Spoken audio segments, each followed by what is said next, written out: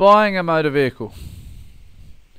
At some stage in our lives, most of us purchase a motor vehicle, and this can be a daunting experience.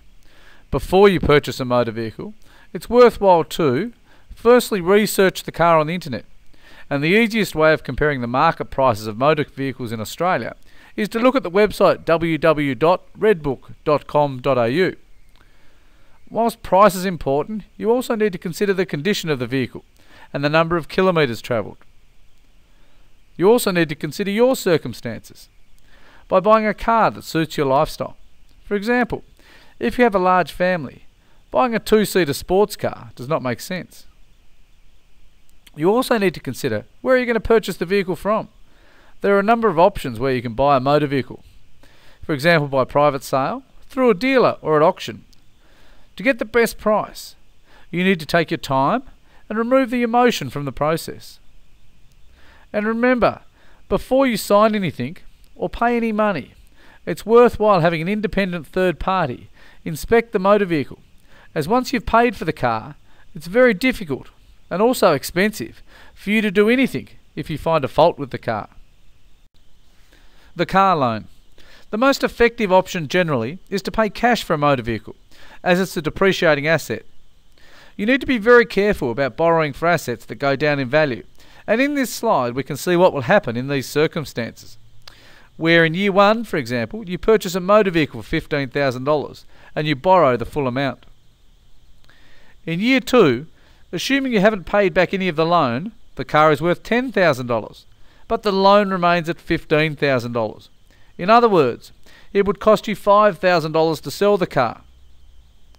And by year 3, the value of the car has fallen to $5,000, and it would cost you $10,000 after the sale of the car to repay the loan.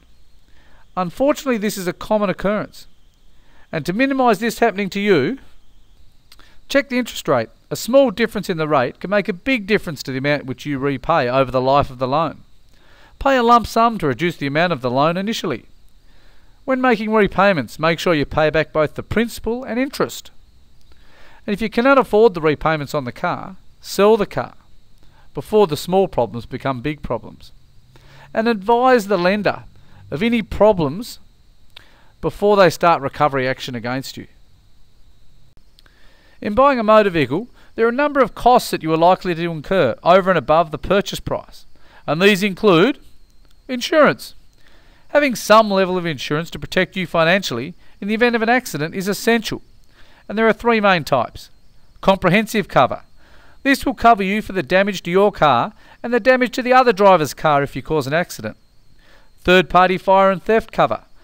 This cover is limited to any damage which you cause to another person's motor vehicle, where it's your fault or where your car has been stolen or damaged by fire.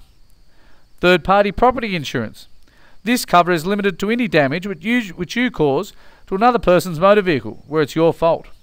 At a bare minimum, you need this level of cover, as without it, one accident can ruin you financially for life. Stamp duty or transfer fees. Where you transfer a motor vehicle from one owner to another, you usually need to pay a stamp duty or transfer fee to have the motor vehicle registered in your name. Dealer's delivery fees. This is a charge that a car dealer can charge you for delivering a car to you. In most instances, you can usually negotiate to have this fee waived or cut. When you see the price of a motor vehicle advertised, it is usually the price of a basic model. And when you start adding extras, the costs will increase accordingly. Some of the extras that you may want to consider are a manual or automatic car, a certain colour, a sunroof, a tow bar, or extra airbags. And finally, once you have a car, you've essentially purchased an ongoing liability, and it's going to cost you money each year to have that car on the road.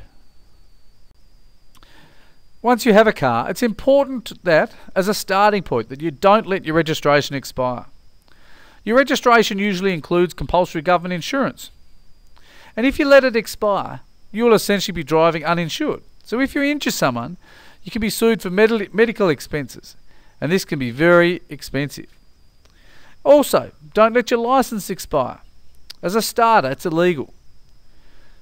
The police will eventually catch you and you'll be charged. And when you drive without a license, your insurance cover is also null and void.